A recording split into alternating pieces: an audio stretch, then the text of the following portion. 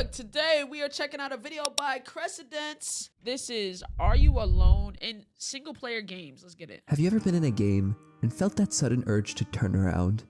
Sometimes you'll just be casually playing when suddenly something happens that makes you feel like someone is watching you. That unsettling feeling usually happens on accident. Most video games don't try to make you feel like you're being watched. But what about games that do? Games that want you to know that someone is watching. This video talks about 3 such games. I scoured the internet for weeks and played several horror games in the process. And in my search, I found 3 games that are more dreadful, more terrifying than any game I've ever played before. And yet there's not a single jump scare in any of them. They just make you feel paranoid, like someone is always behind you. How and why are these games so terrifying? And how did most of them make me feel like I was being watched in real life? All I can say is that the first game, I'm Scared, made me feel unsafe even after closing it. The game acts like a virus on your computer. It'll manipulate files, create folders on your desktop, and forcefully link you to strange videos. It's hard to know where to start when talking about I'm Scared. Sure, I could describe it as it is, a meta 3D pixelated horror game where your objective is to find keys to doors in a long, dark hallway. I could describe it as many others do, as a game that manipulates files on your computer, crashes itself constantly, or takes you to random unlisted YouTube links. But at its core, I'm Scared is a game about being watched. The concept of the fourth wall break is prevalent in all sorts of media, and why it can be terrifying has already been discussed at length. Basically, when you play a game, or watch a movie, or consume any form of media, there's always a disconnect between you and what you're consuming. I'm watching or playing a story. I'm not actively participating in it, just a neutral observer watching things unfold or controlling my character when there's already a story at hand. But when that breaks down, when the metaphorical fourth wall collapses, we feel seen. We suddenly feel thrust into what we're consuming without our permission. You aren't supposed to know I'm here, so why are you looking at me? I'm Scared does this exact thing. The game starts at the exit, one that can be opened with a pulsating heart. After opening a door to this fleshy room and picking up the heart, this happens.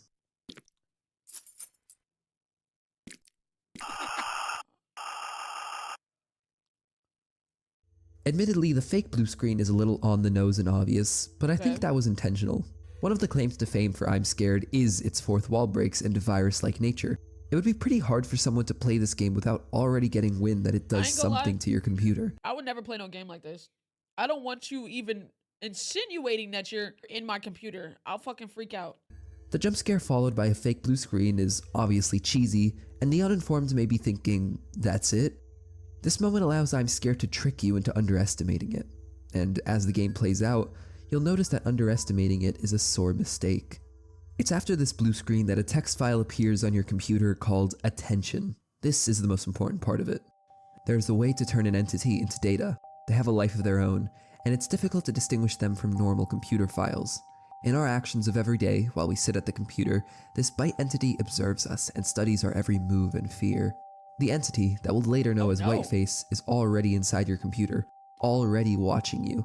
The fact that this information is communicated via text file further cements that fourth wall break, that feeling of being seen in more ways than one.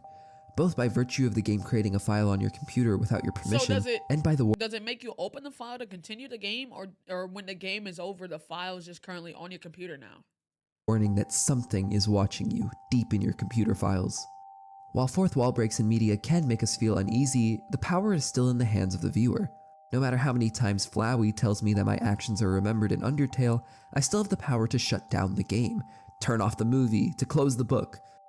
The type of fourth wall break I'm Scared delivers in its opening challenges even that modicum of safety that the player retains.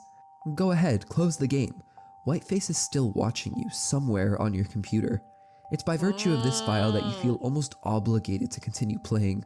The goal now is external to the game, to get Whiteface out of your computer. So no matter how uncomfortable the fourth wall breaks get, leaving the game would be a grave mistake. This setup confronts you with another typically ignored aspect of horror games: why we play them. A game can be as scary as it wants, but if you're playing a horror game, you're likely there to get scared in the first place. Maybe you went into I'm Scared with that thought originally, but now a small part of— I don't like horror games. I hate playing these shits, but you guys enjoy it so much, and they get the most views, so I have to keep playing it. But holy shit, I hate them so much. It's just It's something so unsettling about having to solve a puzzle while I'm terrified. It's like it's not even on the same level of as a horror movie, because with the horror movie you're just watching. Within the game, you're immersed. The immersion is way deeper with a game than it ever is with a movie, bro. He was playing out of paranoia, out of fear of closing the game and letting Whiteface hide deeper in your computer. But it's hard to talk about all of these things without also looking at the game itself. Like I said earlier, the game revolves around finding keys to unlock doors in this dark hallway. Though you're almost never here, usually chasing leads and clues in other parts of the game. It's in these other parts where you meet the monster haunting your computer, Whiteface. This is where I'm Scared distinguishes itself even further from other horror games in its genre. It all has to do with the fact that Whiteface doesn't attack the player. It just observes the player. And it becomes clear very quickly that Whiteface is not malicious towards you. It's obsessed with you. The only time you'll see Whiteface is when he's stalking you from the shadows, watching you from a window, in the darkness of a cell, or running straight past you in a garden. Oh no! In the one section where Whiteface actually chases you, it's clear that he's not trying to attack you. This section starts with the words, "Let's play tag," written on the walls. Oh fuck. Whiteface chases... Oh fuck no. What are you, Whiteface? Racist? Hell no. Hell absolutely not. No, sir. You through a parking garage while you follow arrows on the ground. And even when it catches you, there is no jump scare or any indication that it did anything to you. The game just crashes, with a playful new text file appearing named "Got You." Oh, Whiteface is trying to spend time with you, chasing you for its own enjoyment. It's less of a jump scare. No jump scare, just adding shit to my computer. Oh, hell no. And more of a, "This is fun, try again." As the game continues, that feeling that Whiteface is always watching you gets bolstered even more. After the first fake ending of the game, I was put into the room where the title page was set in. As I walked, I began to notice a strange pattern in the pictures framed on the walls. They're all photos taken from places I caught Whiteface watching me from, behind the bars while being chased. But then there's this photo. I don't remember it being in this room with me.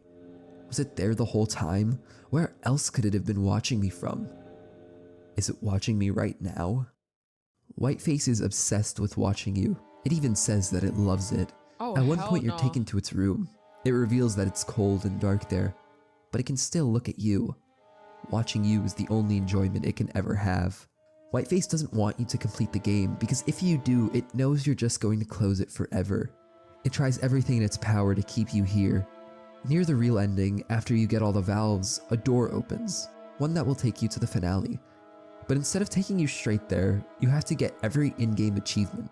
As annoying as this seems, oh hell no. So it's trying to keep you in the game longer and longer. Oh, you almost finished the game? Nah, you gotta get all the achievements first. Oh no, you did. Oh no, you gotta do this first. Oh hell no. I did like this part of the game. It's one more desperate way for Whiteface to make you spend more time with it, making you go back and relive everything it put you through, now fully aware it's always watching. Once you do make it though, you have a choice. You can leave the game forever, ensuring Whiteface will never haunt you again, or you can choose to stay with it. Pick up the flower, ensuring Whiteface will never... This is your last chance. If you enter this door, our game will end for real. Please, please, please pick up the flower and give it to me. I will reset everything we did until now. ...haunt you again, or you can choose to stay with it. Pick up the flower and spare Whiteface. This will reset the game and all of its achievements, meaning you have to play the game again, and again, and again.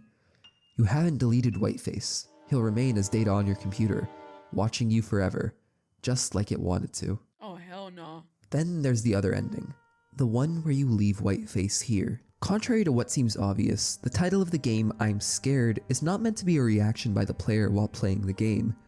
It's a statement from Whiteface. Oh. When you walk through the door, you're greeted with a black and white version of the starting area.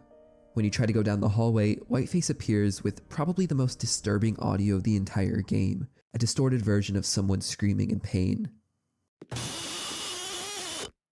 Whiteface is in agony.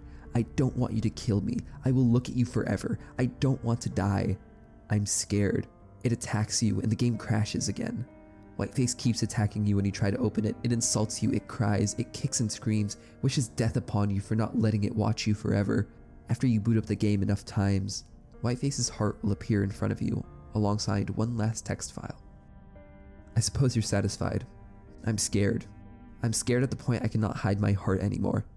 Destroy this file, move it, change its name. The game will end, and so will my curse. Leave me here, I beg you. I want to stay here with you just a little more. One That's last cry for help. It's sad. Bro, that's actually fucking terrifying. To have a game beg you not to delete it, you have to keep opening the game to beat it. Like, that's actually horrible. That's crazy. Whiteface isn't acting out of revenge or hunger, but out of self-preservation, out of a childish urge to keep playing with its toys. But even in Whiteface's last words, it begs you to keep it here. Let it enjoy watching you just a little longer. If you delete its heart from the game files, the game ceases to be a game. The environments are lit up. Nobody's watching you anymore. Are you happy? Wait, It's what? gone now.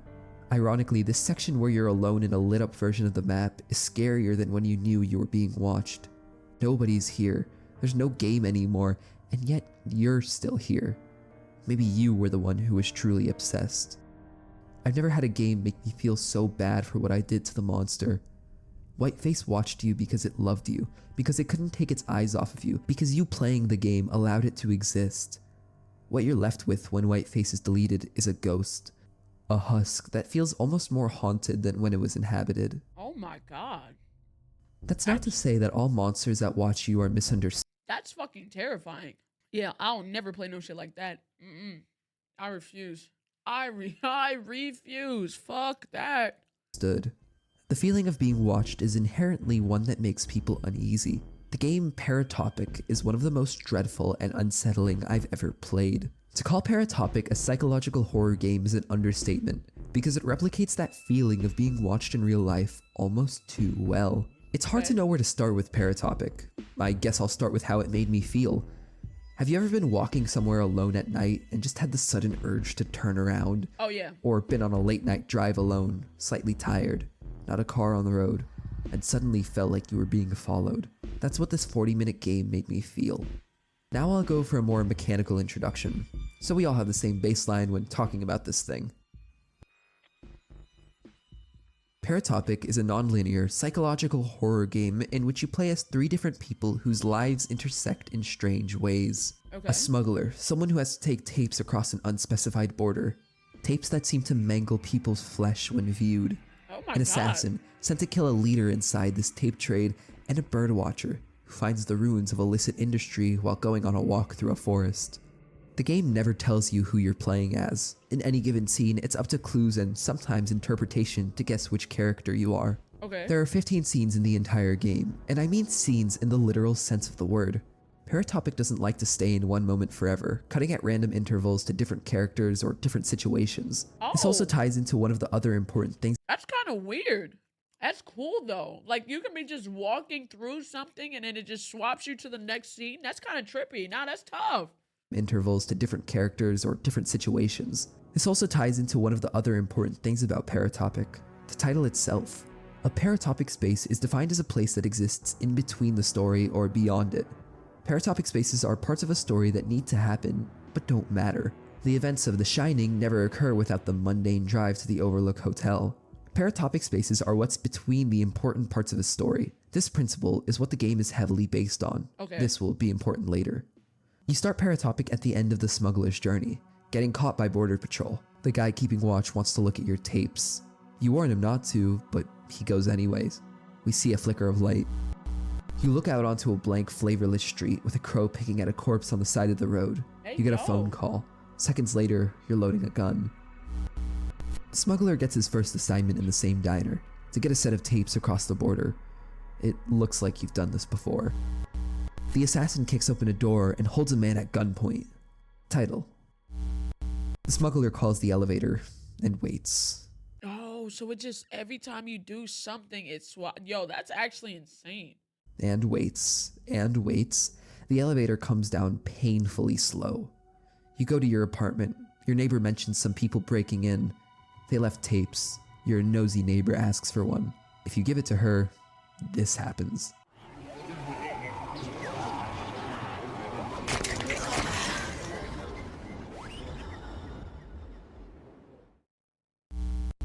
You're on the road. It's at this point where it's hard to guess who exactly you're playing as. You may initially assume you're still playing as the smuggler, and you'd be right. If you look next to you, you'll see the box of tapes sitting there. But you're also playing as the assassin and the birdwatcher. In fact, you're playing as all three and none at the same time. If you look away for a while and look again, you'll see the assassin's gun. Do it once more and you'll see nothing. The driving sections make up a good chunk of the game, so I'll sum up what my interpretation of this is. All three of the characters we play as need to go somewhere.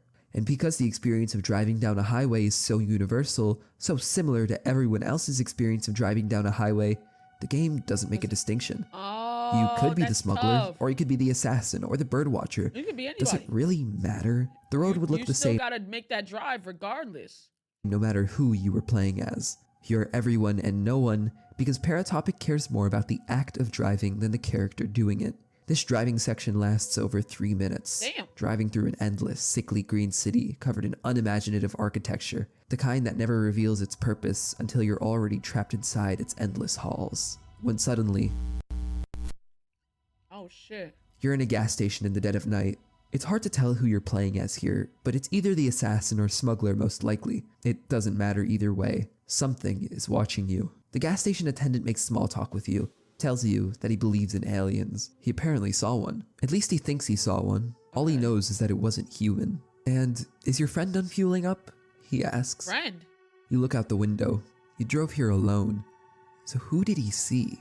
In most horror games, this would be the setup for a scare. A relief of all the tension building from your conversation with the attendant, the supernatural happenings, the non-humans, the thing watching you from your car. But instead of making you go back to your car to find out what the attendant saw, the game just... Whoa. You're on it. I couldn't, bro.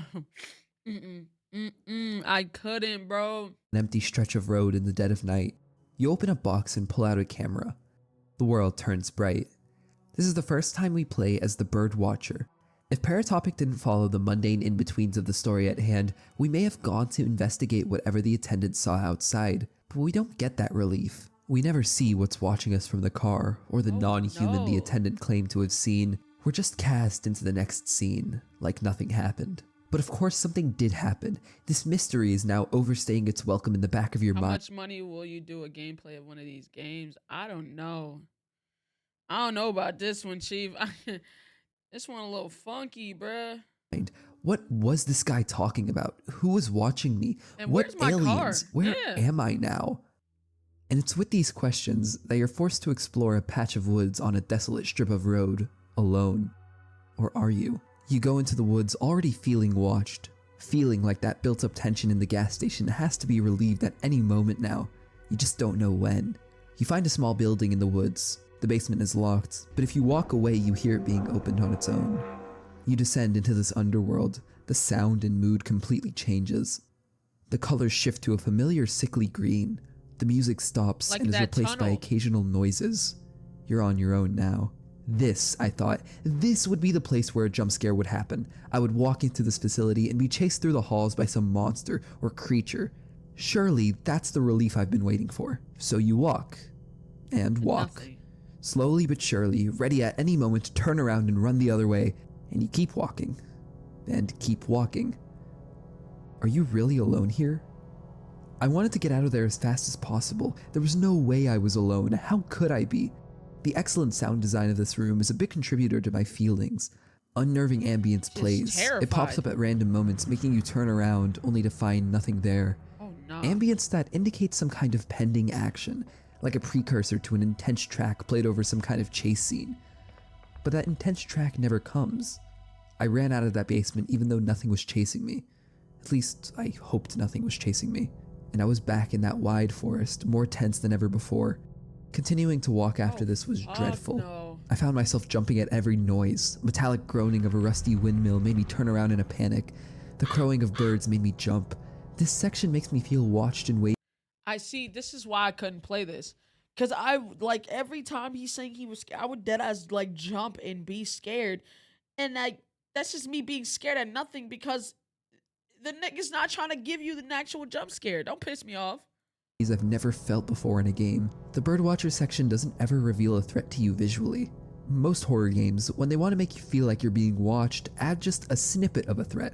A quick glance into the eyes of a beast that quickly vanishes, hearing a noise that obviously wasn't natural. Paratopic does none of these things, yet makes me feel more in someone's crosshairs than in any game I've ever played. The sound design, the atmosphere, the building tension, you can't see anything, but you just know you're not like nothing is ever chasing you for real. You're never in trouble. It's just terrifying. alone. It's a lot more like the feeling of being watched in real life. Often when you get the feeling something is behind you and turn around, it's not because something popped into your view for a split second, but more likely a product of your environment. The perfect combination of the silence and the place you're in makes you feel seen, makes you feel like you're being watched. Paratopic mimics this exact dread of feeling observed in real life, a perfect It's like feeling like something's about to happen when exactly. mixture of building unnerve and being in a place where something could be hiding anywhere. That's why it's so effective. I wouldn't say it's too quiet, but it's definitely something like that. You continue walking down the slopes of a cliff, still mentally pending something to happen, when suddenly, You flip. What the fuck? back in the car. You're out of the Again? city now, and the sky is getting darker. Still not a car on the road. Still could be anybody. A road is anonymous, and the darkness only shields you from identification even more. 3 more minutes of driving passes. Quiet. You're back as the birdwatcher. This time the tall redwoods have been replaced by shipping containers. You're on a railroad track, and a brutalist monolith rests in the distance. This time you're being watched without a doubt. Cameras are following you. The sound design has gotten more hostile. You're in a place you're clearly not supposed to be.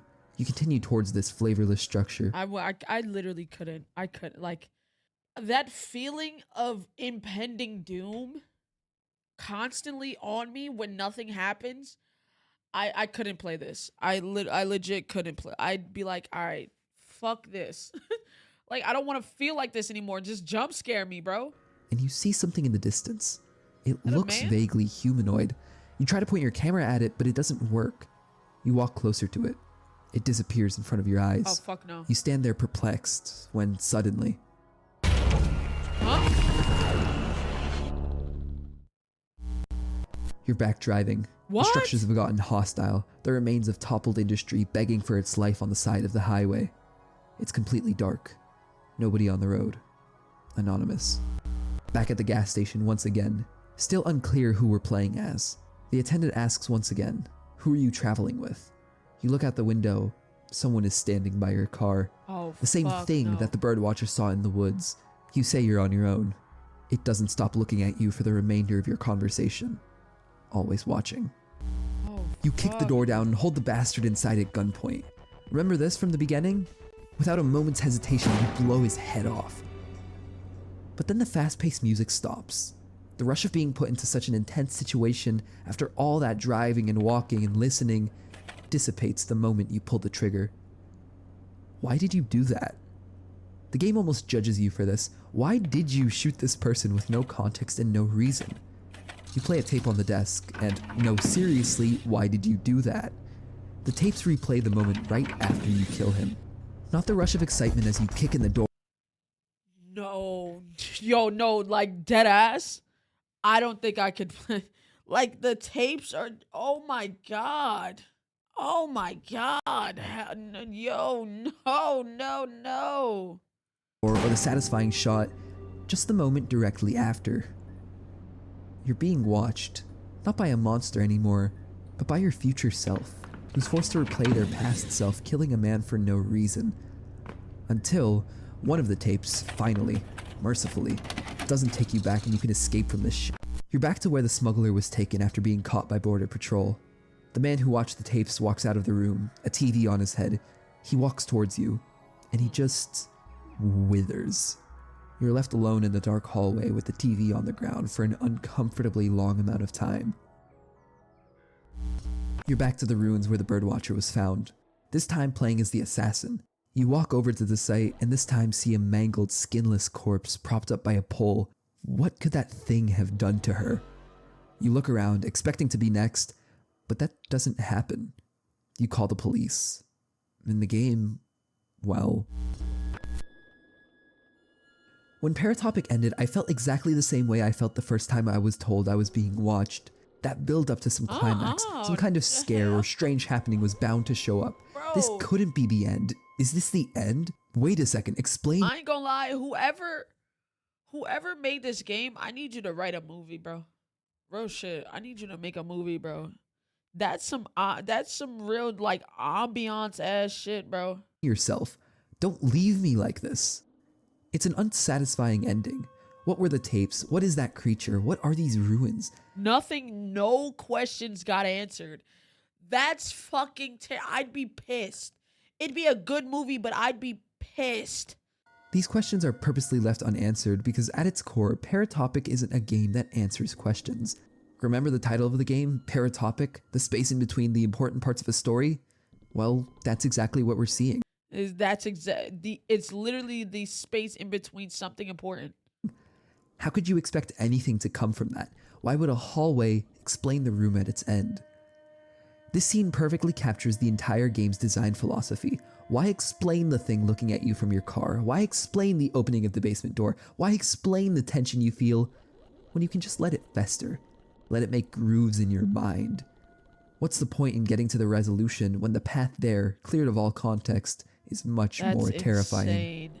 The creature watching you in Paratopic is your own mind. The degree to which you have this feeling is completely up to how many details you notice and can't get out of your head. And if we're talking about games where the mind watches you, where the brain is free to paint its surroundings with dread, then why don't we talk about most people's first introduction to the feeling of being watched? The dark house. I'm sure as kids we've all hidden under the covers, heard a noise, watched a scary movie, or just imagined something terrifying and dove under the safety of our blankets. This is probably one of the earliest examples the average person can think of feeling watched. You would hide every movement to make it look like you weren't there for some unknown observer whose existence you could never prove, even if you're brave enough to look around your dark room. Like spoilers for what game? And if you're brave enough to look around your dark room. Light spoilers for Anatomy. Nothing too bad, really. Time code. Okay. I call the game Anatomy one of the scariest I've ever played because I've never had a piece of media so accurately reflect this childhood fear. Anatomy is a game that made me feel watched for days after playing, that made me feel like I wasn't safe in my own home for a while, not because of a monster, but the walls themselves. The game is simple. You collect tapes in a dark house and play them on a tape recorder on the kitchen table. The tapes are the main focus of the game. Their contents slowly warp the house, not in a physical way, but through your own perception. The bulk of the tapes in Anatomy dissect a house as if it were a human. The living room is the heart, pumping people and activity through the rest of the house. The kitchen is the digestive system, the staircase the spine, and the bedroom a brain. The feeling of being watched when you begin Anatomy is distinctly different from when you finish Anatomy, and the first part of the game's terror comes from a similar source to Paratopics. The indication, but not the proof. Of course, Anatomy in many respects excels in this feeling just as Paratopic does. Anatomy's atmosphere is imposing, dreadful, and in many Bro, with how dark it is, I don't think I'd play that shit either. I hate playing like dark ass games without a flashlight where I can't see. Yeah, I actively get pissed off because like I feel like it's not fair. Like, why can't I use my eyes right now? That shit is terrifying. many ways nostalgic. You're given a sprint key, one that makes you run much faster than clearly your small environment can ever fully allow. I initially thought that because I could sprint, and at such fast speeds, I would surely have to run from something.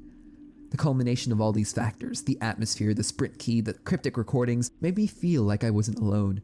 It made me feel like something utterly terrifying would reveal itself to me at any moment.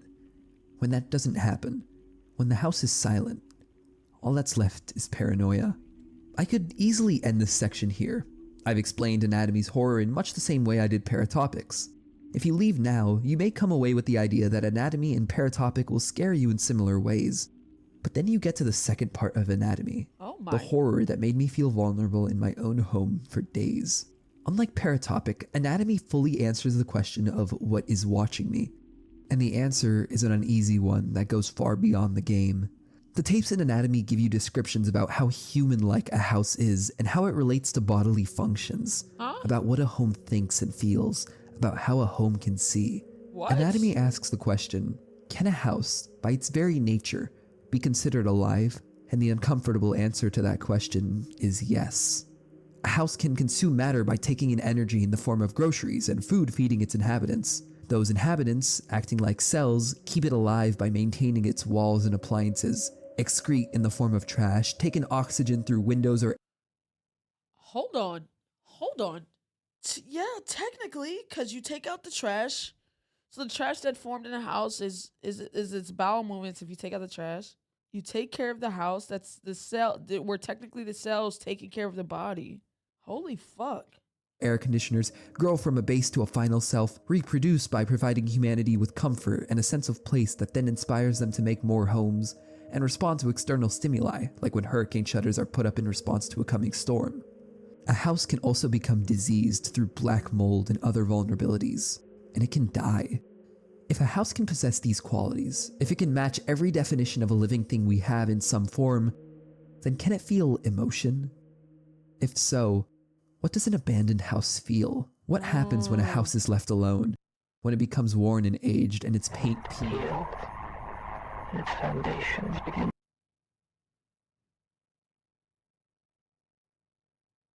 Don't you ever do no shit like that again.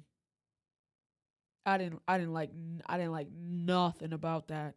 I ain't like nothing about that. Don't you ever do no shit like that again. Fuck no. To sink. That goes for too long unlived in. What does it think of? What does it dream? How does it regard those creatures who built it, brought it into existence only to abandon it? When its usefulness no longer satisfies them. It may grow lonesome. It may grow angry. Its basement may fill with churning acid like an empty stomach, and its gorge may rise as it asks itself through clenched teeth, what did I do wrong?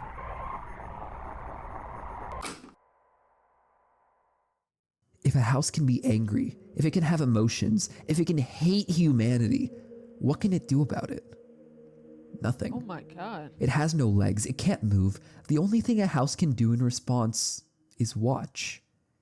In this way, the windows of a house serve much the same purpose as eyes, and anyone who has ever rounded a bend or a long drive and come suddenly face to face with a tall, dark manor will tell you that it is difficult to shake the impression that the house, through its lightless windows, is a creature capable of vision and intelligence. Bro, I'm not gonna lie. I felt like that before. There's been some like big ass houses I've pulled up to when I'm like, bro, this shit looks like a house. It looks like a face. Like it looks like the way that the house is built. It looks like a person. Real shit. Holy, I ain't never really think about it like that. The house in anatomy watches you. It watches you walking through its hallways, watches you exploring its crevices, watching you pick at it after you abandoned it so long ago. Unlike Whiteface, who watches you out of obsession, the house in anatomy watches you out of hate. And if a house, teeming with hatred, can do nothing but watch, what does it mean for the player? What does it mean to close the game and still be in a home? When I finished playing Anatomy, I was still in a dark house alone. Damn. Walking around this now foreign place was anguish. I walked down the stairs, I think the spine. I walked to the kitchen, the stomach. I tuck myself into bed, the mouth. I look out the window, and it stares back. Why did we hide under the covers as children? Maybe it was to ward off monsters made so real by our minds that we felt their eyes on us. Or maybe it's because for as much as a house can betray us at any moment, we trust it unconditionally with our lives. Trust that while we remain unconscious, while we lie asleep for hours without senses, that it won't turn on us. It's here in the bedroom that we're at our most vulnerable. Each night we shut our senses to the world for hours. I don't like nothing about that. Trusting in the house to keep us safe until next we wake. Stop going in between my ears, In bro. a state of extreme vulnerability, we will spend something like 20% of our lives. Anything might stand beside us. Stop doing that, bro. Keep us company until dawn, and we would never perceive it. We can only pray that the house will not let such things carry on as we sleep. In this way, during these hours, the bedroom seems less like a mind and more like a mouth. I don't like that. For it is here that the house is most likely to betray us. It is here that we place ourselves most at the house's mercy and spend each night hoping that it will not bite down. Anatomy makes you feel stupid for trusting your own home, for trusting that just because you live inside another organism that it won't betray you. And a house doesn't always keep its inhabitants safe. Quite often do we hear stories about burglaries, storm damage, fires, people secretly living in other people's homes. Why do you feel safe in your own home? I don't. If you really try to answer that question, you'll find that any answer is built on flawed logic. Because in reality, a house is just wood, brick, concrete, and steel, and yet we trust this organism to protect us because what else can we do? After playing Anatomy, I didn't want to go to sleep, because I knew that my presence was being observed by the very place I rested my head in every night. All I could do was hope that it wouldn't betray me. Holy shit. In many ways, the unsettling nature of being watched is akin this to was the fear a of the creepy unknown. watch. I'm not gonna lie. Can This you shit was a prove you're not creepy being watch. watched? Sure, plenty of fears are unable to be proven false, but there's something about the simplicity of being watched that makes it feel more plausible. It's why the statement, "Can you prove you're not being watched right now?" holds more weight than, "Can you prove there's not someone about to kill you from behind?" Are you being watched right now? Maybe. Maybe some entity is watching you through your screen. It's possible that when you go out on a hike or on a long drive, you're being followed.